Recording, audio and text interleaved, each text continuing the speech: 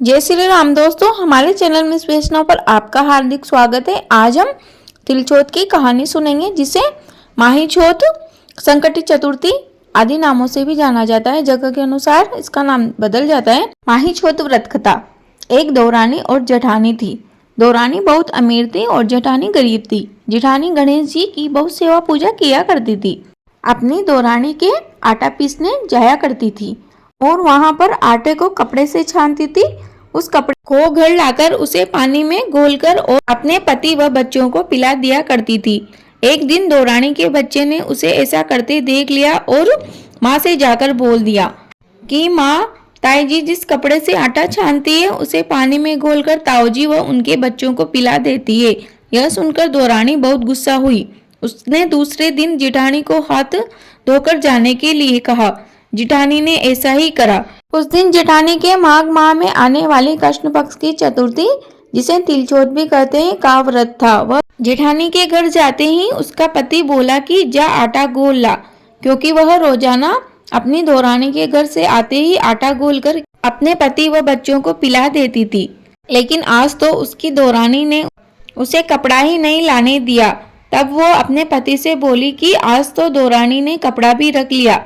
तो उसका पति नाराज हो गया और वह नाराज होकर लकड़ियां बेचने जाने लगा। तो वह अपने पति से बोली कि आज तिलचौथ है, गुड़ व तिल लेते आना।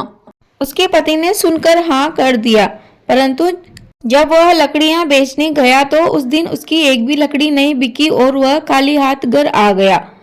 आते ही उसकी पत्नी बोली, गुड़ व तिल ले आए क्या? ऐसा सुनते ही उसके पति को बहुत गुस्सा आया और उसने गुस्से में धौने से बहुत मारा और मारते मारते वह धौना टूट गया। जब धौना टूट गया तो उसने पट्टे से बहुत मारा। तब वह बेचारी चबूतरे पर जाकर सो गई। रात को चौथ विनायक आए और बोले, तू बाहर कैसे सो रही है? वह बोली, मैंने अपने पति से चौथ विनायक की कहानी सुनने के लिए तिल व गुड़ मंगाए थे। उनकी खाटी बिकी नहीं तो वे तिल व गुड़ नहीं लाए और गुस्से में आकर मुझे बहुत मारा। चौथ विनायक बोले कि हम तो घर घर से तिल कुट्टा खाकर आए हैं, अब मैं निमटने कहाँ जाऊं? तब वह बोली, इस झोपड़ी में निमट लो। फिर गणेश जी बोले कि अब पहुंचू कहाँ? तब वह बोले, मेरे माथे से पहुंच लो। गणेश जी ने उसके सिर से पहुंच लिया।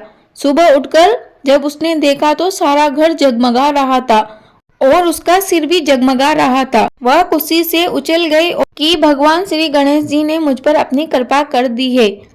श्री गणेश जी व चौथ माता को प्रणाम कर वह धन बटोरने लगी। उसकी दौरानी के बच्चों ने यह सभी हाल देख लिया और वह दौड़े दौड़े अपनी माँ के पास गए और बोले कि मम्मी, ताई जी के तो बहुत सारा धन हो गया है, आज वह हमारे यहाँ काम करने नहीं आएगी।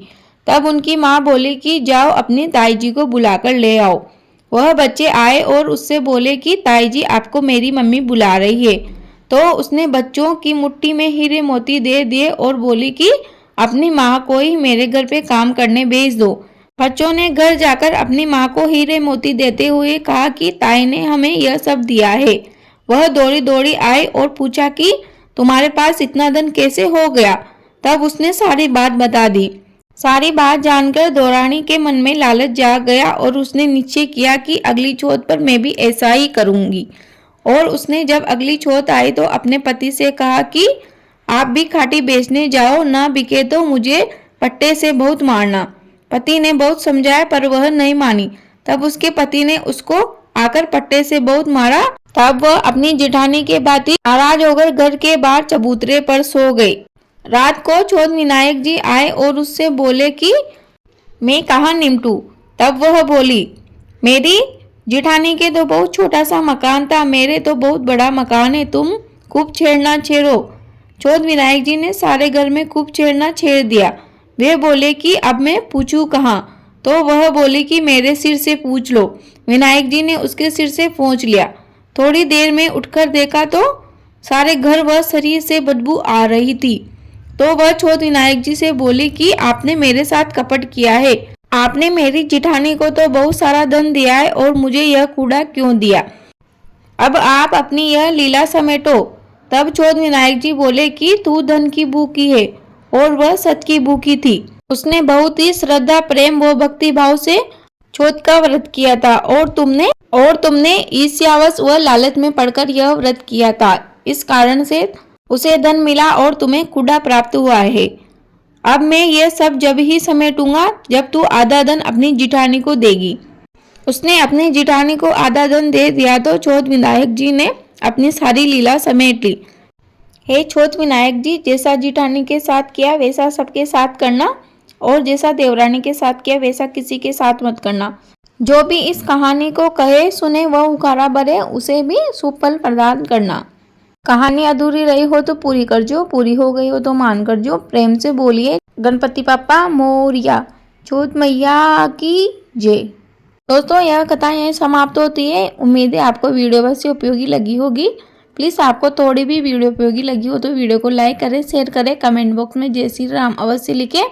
इससे संबंधित और जानकारी प्राप्त करने के लिए हमारे चैनल पर विजिट करें। तिलचौथ का उद्यापन कैसे करें यह वीडियो आपको हमारे चैनल पर मिल जाएगी। आप चैनल पर जाकर देख सकते हैं। यदि आपने अभी तक हमारे चैनल को सब्सक्राइब नहीं किया तो प्लीज़ चैनल को सब्सक्राइब कर लीजिए। आपका दिन शुभ हो। धन्यवाद।